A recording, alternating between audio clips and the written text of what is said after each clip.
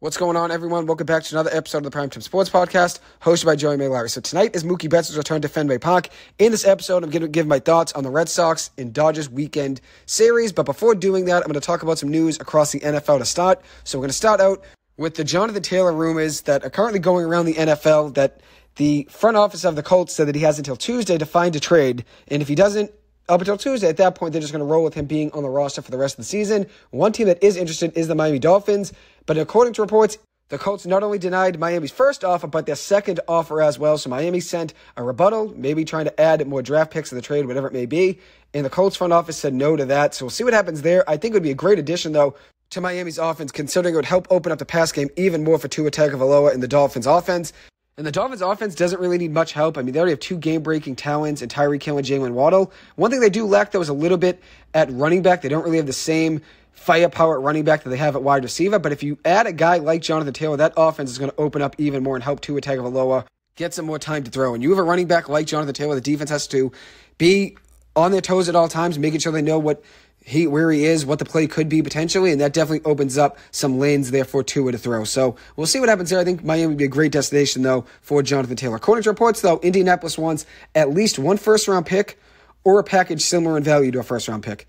There are two other teams that are interested, including the Denver Broncos and the Chicago Bears. I think the Bills could be a good landing spot. Once again, a similar situation to Miami. They have good firepower, Stephon Diggs, Josh Allen, but running back is where they lack that same talent. Even though they do have James Cook, who's a very good back, you would add a guy like Jonathan Taylor to that offense, it would open up lanes even more for Josh Allen. I think if you look at where Jonathan Taylor is in his career, and then James Cook is a young back. He's on the rise. Jonathan Taylor's going into his prime. He's already in his prime. I think he'd be great in that offense. Only has one more year left on his current deal at $4.3 million as a base salary. We'll see if he gets an extension. He'll probably just get traded and be an expiring contract. He's only 24 years old. Did have a down year last year, but was unreal in 2021. In 2021, he ran for 1,800 yards on the ground, had 18 rushing touchdowns, 360 receiving yards, and 2 touchdowns in the air as well. 2022 was not the same, though. Only 860 rushing yards and 4 rushing touchdowns in just 11 games last season. We'll see if he can recover this year, but if he goes to an offense like Buffalo or Miami, that's going to be crazy to watch considering how much talent those offenses already have. If you add a running back like Jonathan Taylor, it would make it even more dynamic. Now I'm going to move on and talk about the news with the New York Jets yesterday, or a couple days ago now, and that was Jets wide receiver Corey Davis retiring from the NFL. From a Western Michigan wide receiver, was drafted 5th overall in the 2017 NFL Draft by the Tennessee Titans. He finishes his career with just 17 receiving touchdowns, 3,800 receiving yards, and 273 receptions. Last year for the Jets, he had 32 catches for 530 yards and 2 touchdowns. Retires at just 28 years old. But if you look at that Jets wide receiver room, they're still going to be all right. Aaron Rodgers still has weapons to throw to. You have Garrett Wilson, Alan Lazard, Randall Cobb, Mecole Hardman. Then in the backfield, Breece Hall, Michael Carter, Delvin Cook. He'll be all right. Aaron Rodgers, but that's obviously a loss. They're losing a guy like Corey Davis since he is a home run hitting wide receiver. But respect to him, and I wish him nothing but the best in his retirement. Another retirement in the NFL yesterday was former Giants cornerback Prince Amukamara, who retired as a Giant yesterday afternoon. He played with the New York Giants from 2011 to 2015, 55 games with Big Blue in his career, 7 interceptions in those 5 seasons, with 43 passes defended, 3 forced fumbles, 2 fumble recoveries, and 225 solo tackles. He was a first-round pick in 2011 out of Nebraska, won the Super Bowl with the Giants in his first year as a rookie, was a great contributor for that Giants team, then ended up going to Jacksonville for a season after leaving the Giants, and then played with Chicago for 3 years, with his last year being 2019 in the NFL. His best year with Chicago came in 2018, where he had 3 interceptions, including a pick 6, 2 forced fumbles, and 66 total tackles. Has not played in the NFL, though, since 2019. Great to see him retire as a Giant. As I always say, once a Giant, always a Giant. Wishing him nothing but the best in his retirement. And some other news with the Giants yesterday that I wanted to discuss was the Giants trading for linebacker/safety Isaiah Simmons from the Arizona Cardinals, who is still very young, only 25 years old, and is a great pickup by Joe Schoen, considering he only had to send a 7th-round pick to add a talent and an athlete like Isaiah Simmons to this Giants defense. It's an already strong Giants defense. The Giants defense is going to be good this year. You add a guy like Isaiah Simmons, who has not even unlocked his full potential yet, the Giants defense just became even more dangerous. It looks like Simmons is going to end up playing inside linebacker for this Giants system, which Wink Martindale has found ways for this Giants defensive system to be a lot better than it was in years past. He's finally getting some pressure on the quarterback. You saw a guy like Dexter Lawrence really break out last season.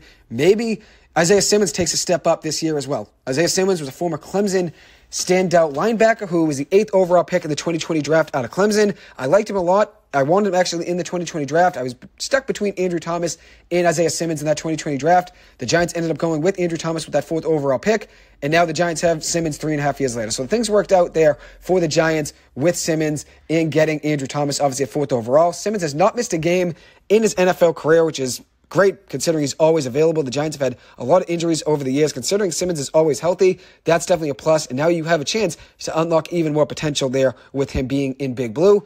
He had 105 tackles in 2021 combined, also 99 combined tackles in 2022 as well, so just about 100 tackles combined in each of the last 2 seasons. Last season, he had 2 interceptions with a pick 6, 7 passes defended, 2 forced fumbles, a fumble recovery, 4 sacks, 99 total tackles, and then 4 quarterback hits as well. He also had 4 forced fumbles in 105 combined tackles in 2021. So he's been able to get a lot of success at forcing fumbles in the NFL. I love this addition to the Giants defense. I think he's going to play a similar role to Landon Collins did last year with the Giants. Simmons is a tremendous athlete and is solid in-man coverage as well against tight ends, something the Giants have really lacked and struggled with is tight ends and covering them over the middle. And Simmons is a little bit better with that in-man coverage than linebackers the Giants have had in the past. Simmons only has 1 year left on his deal. He'll be a free agent after this upcoming season is over, but the Arizona Cardinals are rebuilding.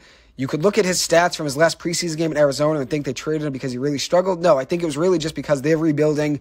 They'll take a draft pick back knowing they're really not going anywhere and they're fighting for the 1st overall pick in next year's draft. I love this pickup by Joe Schoen. Sending only a 7th-round pick isn't much at all. It's very low risk and with potential for a very high reward as well. So great pickup there by Joe Schoen. We'll see how it works out for the Giants. One other news line across the NFL over the past couple days was 49ers quarterback Sam Darnold will be the backup for San Francisco. Now this brings into question, what does that mean for Trey Lance? Is Trey Lance going to get traded or is he not?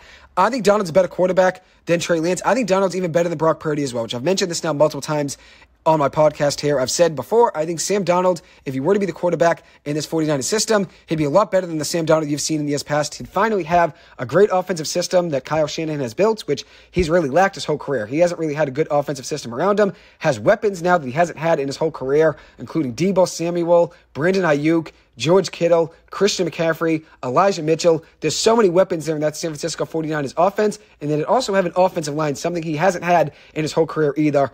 Whether it was in Carolina or the Jets, he didn't have coaching like he has with Kyle Shanahan in an offensive system, like he has with Kyle Shanahan, doesn't have the offensive line, and didn't have the weapons in his career either. I think Darnold would be great in this 49ers system. As for what's going to happen with Trey Lance, I think Trey Lance is going to end up being traded at some point. And there's 2 teams that come to mind when I think about a potential team that could trade for Trey Lance. Minnesota, they don't really have a backup plan after Kirk Cousins is gone. And the same thing goes for the Tampa Bay Buccaneers. They're really just rolling this season with Baker Mayfield as a quarterback, hoping maybe to find a quarterback in the draft maybe next season. I know they got Kyle Trask there as well, but Baker Mayfield was just announced as the starting quarterback. I think Baker probably ends up being the quarterback this year, and then they're back in the market for a quarterback next season. I think if Trask was ready, he would have started right now, considering he got to learn behind Tom Brady and still didn't really learn enough to try to beat out Baker Mayfield, who has struggled in his NFL career since being drafted 1st overall. That shows that Trask probably isn't the guy there. So I think maybe Trey Lance could be a guy that the 49ers would trade and maybe send him to Tampa Bay. Trey Lance might not be the guy either, though, considering they traded up all that draft stock to go up and get him with the 3rd overall pick, and it didn't work out. That's a telling sign as well. And if you can't beat out Mr. Irrelevant in Brock Purdy and can't beat out Sam Darnold, who has struggled in his career as well in the NFL, then that's probably not the best sign there for Trey Lance. But we'll see what happens there. I think there will be a team that will end up trading for him, probably not have to give up much back in return, and we'll see what happens. Maybe a team just rolls the dice and says, let's see what we can get out of him and trade maybe a draft pick or 2 in return and maybe just take a shot on him. That's what's probably going to be the case at some point, and San Francisco will be fine with it. They can get a draft pick back in return or whatnot. That would probably be enough for them to okay it and just say, yeah, we'll take whatever back in return. I don't really know what his draft stock would be, considering he didn't really play much in the NFL. After going down with that torn ACL last year when he was the starting quarterback, he didn't really show enough for a team to go and trade for him, and he hasn't played in the NFL really much at all. Even before last year, he didn't play much, considering it was Jimmy Garoppolo as a quarterback there before him. So there really isn't much to go off of, and that's why it's tough to know what his trade value would be on the open market. Now I'm going to move on and talk about baseball, and starting off here with Mookie Betts' return to Boston. This is his first time facing the Red Sox since the Red Sox traded him in 2020. He played 6 seasons with Boston. From 2014 to 2019, he had a .301 batting average in his career with the Red Sox, 139 home runs, and an .893 OPS. Won the World Series with the Red Sox in 2018. Was also the AL MVP in that season as well. A 4-time All-Star with Boston, 4-time Gold Glove. and also is a 3-time Silver Slugger Award winner as well with the Boston Red Sox. Then ends up getting traded to the Los Angeles Dodgers, and they win a World Series right away in 2020. Now his 2 World Series rings to his name. 34 home runs this season for Mookie. He's one off his career high from last season, which he hit 35 last year. He also has a .310 batting average this season, a .1009 OPS, which is the best in the National League, and a .605 slugging percentage, which is the best in the National League as well. He has a hit in 27 of his last 28 games. In his last 28 games, he's 45 of 109 at the plate, with a .413 batting average, 7 home runs, 24 runs batted in, 11 doubles, a .706 slugging percentage, an 1194 OPS, and 30 runs scored. That's all in his last 28 games. Miraculous numbers there from Mookie Betts. He's also had multi-hit games in 10 of his last 11 matches. In those 11 games, he has 3 home runs, 12 runs batted in, a .585 batting average with a .902 slugging percentage, and a .1533 OPS with 2 stolen bases over that 11-game stretch. In August, he's been red hot in 21 games, a .463 batting average, 7 home runs, 21 runs batted in, an .817 slugging percentage, and a .1334 OPS. Absolutely ridiculous considering all those numbers he has there listed, and he's really closed the gap in the National League MVP race. Even though Ronald Acuna Jr. still is the favorite, Mookie Betts has really made a ways to close that gap over the last month or two, since the trade deadline especially, and then obviously since the All-Star break as well. He started to get hot right before the All-Star break and then really continued it after the All-Star break. And then now, as you see in the month of August, hitting .463 since August 1st. That is obviously a crazy stretch. He's been red hot at the plate. He was hitting only .279 on August 1st, and that was at .310 for a batting average on the season. And I know one thing with the Mookie Betts return to Boston, there's going to be a lot of people talking about the trade, which I understand is obviously a hot topic, and I've talked about it a million times in the podcast, so I'm not going to go fully over it again like I already have 100 times now between my radio show and podcast, but I will say this. I think at the end of the day, I think Mookie Betts wanted to leave Boston. I know he's been saying he wanted to stay, even said it again today that he wanted to stay in Boston, never wanted to leave, and he also did tell Pete Abraham of the Boston Globe yesterday in Cleveland that he was never offered a $300 million contract from the Red Sox. And that might be true. Who knows? I'm not really too sure.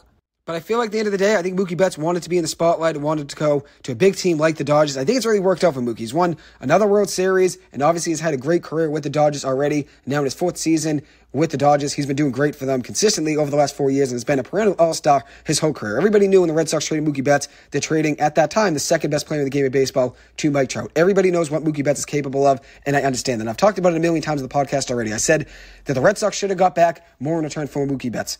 At the time, they could have gotten back more in return. Now, when you look back in hindsight, you should say to yourself, yeah, they probably should have gotten more back in return, which is fine. At the end of the day, you can't go backwards. But the Red Sox did trade David Price in that deal. The Dodgers chewed some of that contract that was remaining, and that was part of the reason the Red Sox didn't get as great of a return back. Because they said, okay, we'd rather give the Dodgers David Price, have them chew some money, and that means we'll get a little bit less back in return prospects-wise or young players-wise, which is fine. That's how it goes for being a GM. Sometimes you want to dump contracts, and that means you don't get back as much in return. But the reality of the situation is this. Everyone's going to be blaming Chaim Bloom for the Red Sox trading Mookie Betts, which, yes, he was the guy in charge, the one that traded Mookie Betts, but I think it was more of a management decision than a front office decision, because I don't think you're ever going to get a general manager job and say, oh, trading one of the best talents in the game of baseball is going to be better for us than keeping him on the team. I blame John Henry and the Red Sox management for letting Mookie Betts leave. And maybe Mookie Betts wanted out anyways. I think that's probably part of the situation as well. I think he was probably going to leave anyways and not come back. And especially if he wasn't going to be getting the $300 million contract that he wanted, which if Mookie Betts is telling the truth that he was never offered $300 million, obviously you're going to want to leave. He feels like the Red Sox are lowballing him. They were. If you're not going to offer Mookie Betts, a guy that's that good and has been that great for the Red Sox in his career, a $300 million contract, of course he's going to want to leave. But I think it worked out for Mookie. I think he wanted to be in the spotlight in LA, and it looks like he's been enjoying every second there. But now he's coming back to Boston. It's obviously a sentimental time for the Red Sox. Whether you're a fan, whether you're a former teammate of Mookie Betts, whether you're Mookie Betts himself even as well, it's obviously sentimental looking back at all those times that Mookie Betts had in a Red Sox uniform. And I'm happy the Red Sox had Mookie Betts at some point because he's one of my favorite players in the game of baseball. Being able to see him play for the Red Sox was obviously something that was very special. And now I'm a Dodgers fan as well because Mookie Betts is there in LA. But I think the reality is this. I think he wanted to leave Boston. I think he's probably going to leave anyways, especially if he wasn't going to get the money that he wanted. He wasn't going to stay for a hometown discount. He was going to go out and get $300 million from anybody in the open market. So if the Red Sox were going to say, we're only going to give you $250 million, of course he's going to want to leave and go and get that extra $50 million because that's probably what every single team in the game of baseball would have given him at the very least was $300 million. And if he wasn't offered it, that's on the Red Sox there. And I think it's more on management because at the end of the day, I know Chaim Bloom came from that Tampa Bay system that never really dished out many big contracts, and it's all about analytics and just finding gems for less money. But I don't think you're ever going to think trading Mookie Betts makes your team better. I think that was more John Henry saying, we're not going to give him that monster contract that he wants. Let's end up moving him and just get something back in return. Let's get under the luxury tax, which is something that John Henry wanted the Red Sox to do for years. And then Chaim Bloom comes in and ends up getting him there, which there was a lot of work to do with that Red Sox team. Chaim Bloom stepped in. And I think the Red Sox have made some strides, even though Chaim Bloom haters don't want to give him as much credit as he deserves. And then the same goes for people that are big Chaim Bloom supporters. They don't want to be critical of him in any way. But I think the reality is Chaim Bloom's done more good with his Red Sox team than bad. And I think you've seen some strides, especially this past offseason. He hit on Justin Turner, Kenley Jansen, Chris Martin, James Paxton, Masataka Yoshida. That's just to name a few. He's done pretty well. Adam Duvall as well. He's done pretty well over the last year or so. So we'll see what he does in the next year. But I don't really blame him too much for the Mookie Betts situation. Should he have gotten back more in return? Yes, in hindsight, he should have gotten more back in return. But the reality is, I think it was more of a management decision with Mookie Betts being traded. And I think he wanted out anyways, and I think he wanted to be in the spotlight in LA, and I think it really worked out for him. That's just how I feel. But who knows at the end of the day? This is all just my thought process, and everybody's going to have a different opinion on it, and no one really knows the real situation except for Mookie Betts. Now I'm going to transition to talk about the Dodgers and how they performed as of late. They had 19-3 in the month of August, 27-10 after the All-Star break, the best in the MLB since the start of August, and the best in the MLB since the All-Star break as well. This is going to be a great reunion for the Red Sox and the Dodgers. The Red Sox have a lot of former Dodgers, and the same goes for the Dodgers. They have a lot of former Red Sox, including Mookie Betts, J.D. Martinez, who's injured right now. He's been very good for them this season. Kike Hernandez, Ryan Brazier, Joe Kelly, all former Red Sox that are now in L.A., and the Dodgers manager Dave Roberts had one of the biggest plays in Red Sox history when he had a famous steal in Game 4 of the ALCS in 2004 versus the Yankees. Ended up sparking the Red Sox 3-0 comeback versus the Yankees and started the end to the curse of the Bambino there with that stolen base. So he's back in Boston. And then former Dodgers that are on the Red Sox, you got Alex Verdugo, Justin Turner, Kenley Jansen, Chris Martin, Connor Wong, even though he's a minor leaguer with the Dodgers, was in that minor league system with the Dodgers at one point, so I consider him a former Dodger as well. And then Alex Cora, the Red Sox manager, did start his career in the MLB with the Dodgers. So there's a lot of reunions here between the Red Sox and the Dodgers. It should be a fun series to watch. Now I'm going to give you a preview of the pitching matchups, with tonight's matchup being Lance Lynn on the mound for the Dodgers. He's 9-9 with a 5.6 ERA. Since being acquired, though, by the Dodgers in a trade with the Chicago White Sox, he's made 4 starts and is 3-0 in those 4 starts with a 1.44 ERA and 25 strikeouts and 25 innings pitched. Red Sox have Cutter Crawford on the mound. He's 6-6 on the year with a 3.66 ERA. The last outing for Cutter Crawford, he went 6 innings, giving up just 1 hit, which was a home run to Aaron Judge, 1 earned run, 5 strikeouts, 2 walks, and a hit batsman. He's had a hit batsman in 3 straight games. Hopefully he can find a way to control that tonight. He had 82 pitches in his last outing, and that was at Yankee Stadium in the Bronx. Saturday's matchup would be Julio Urias on the mound for the Dodgers, a left-handed pitcher who's 11-6 on the year with a 4.15 ERA. On the mound for the Red Sox, it'll be a lefty as well. James Paxton, who is 7-4 on the year with a 3.79 ERA. The last 4 outings for Urias, he's really looking like the Urias of old. 4-0 with a 1.44 ERA and a 184 opponent batting average against him, with 27 strikeouts and 25 innings pitched. James Paxton's coming off a rough start against Houston, where he gave up 9 hits and 6 earned runs in 4 innings pitched.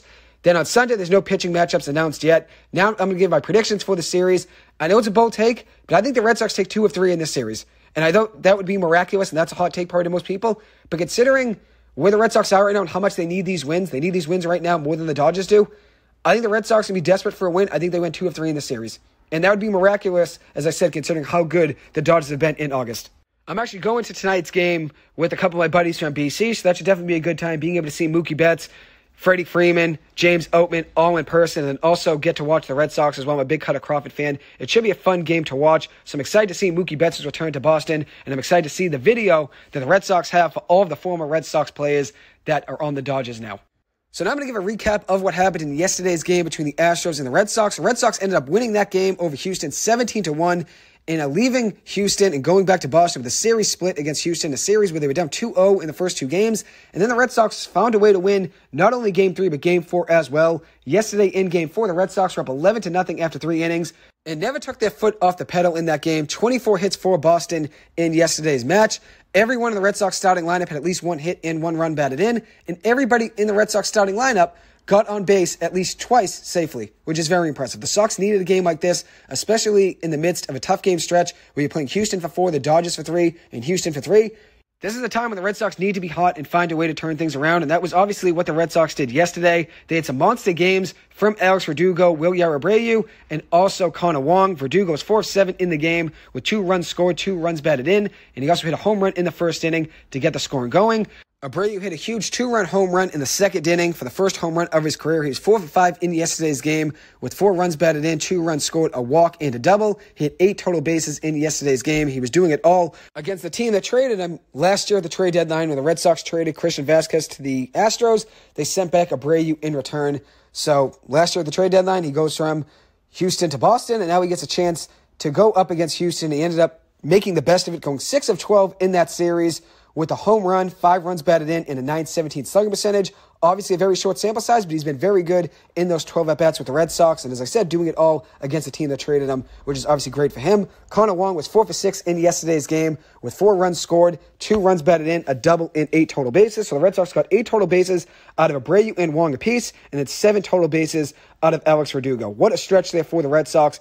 Obviously, the Red Sox needed a game like this. The Red Sox with 10 of 22 with runners in scoring position. That's something they struggled with in Games 1 and Game 2. They struggled with guys in scoring position. They couldn't really get hits and get guys across the plate. Yesterday, they did that, though. 10 for 22 with runners in scoring position. Still left 14 runners on base, though, to Houston's 11. But nevertheless, the Red Sox still won the game 17-1. Brian Bayer was on the mound for the Red Sox in yesterday's game, going 7 innings, giving up 9 hits, 1 earned run, 4 strikeouts, 3 walks, and 103 total pitches. And according to reports, Brian Bayer went up to Chris Sale after the Game 2 loss and said to Chris Sale that it was up to them to get the Red Sox back on track, and the Red Sox needed them to be strong in Game 3 and Game 4. And that ends up being the case. Brian Bayer and Chris Sale both delivered for the Red Sox in Game 3 and Game 4 and ended up getting the Red Sox back on track. I love seeing that out of young players like Brian Bayer, seeing the passion not only to try to win and get the Red Sox back on track, but he also sees, hey, the Red Sox need me to step up right now. This is our time. We have to get back on track. I love seeing that out of Brian Bayer when he delivered yesterday for the Sox in a big way. J.P. France started on the mound for Houston. He went just 2 1/3 innings pitched, giving up 10 earned runs, 11 hits, 3 strikeouts, 2 walks, 2 home runs allowed, 1 being to Verdugo, the other being to Abreu, and only went 81 pitches. He's had a good year overall for Houston, but obviously yesterday was not his day. So the Red Sox now have a big series going up against the Dodgers. Hopefully the Red Sox can win 2 of 3. If the Red Sox go 1 out of 3, that wouldn't be the worst considering how good the Dodgers have been in the month of August. But I think the Red Sox are capable of winning 2 of 3 in this series. And hopefully tonight is a night where they start out this series hot and get a win with Carter Crawford on the mound. So it should be a fun night at Fenway Park. I'll give you guys a recap of that probably tomorrow before I give one more thought on the San Jose State and USC game. I'm going to talk about that probably in another episode tomorrow. So right around then, I'll give you guys a recap of tonight's game. And hopefully the rain does hold off. It's been raining all day in Boston, so I'm hoping there isn't much rain at Fenway Park and the Red Sox and Dodgers are able to get this game in tonight. So now I'm going to close the episode talking about Stephen Strasburg's retirement. He just announced yesterday that he would be retiring in September. He's going to have a whole press conference and talk about his career, which ultimately, at the end of the day, didn't really work out for him over the last few seasons since trying to come back from an elbow injury. But I do respect this with Stephen Strasburg. He tried rehab for the last couple of years to try to get back on track and just never was really able to do so. But he did end up being such a big part of that Washington Nationals World Series title in 2019, where he made 2 starts in the World Series against the Astros.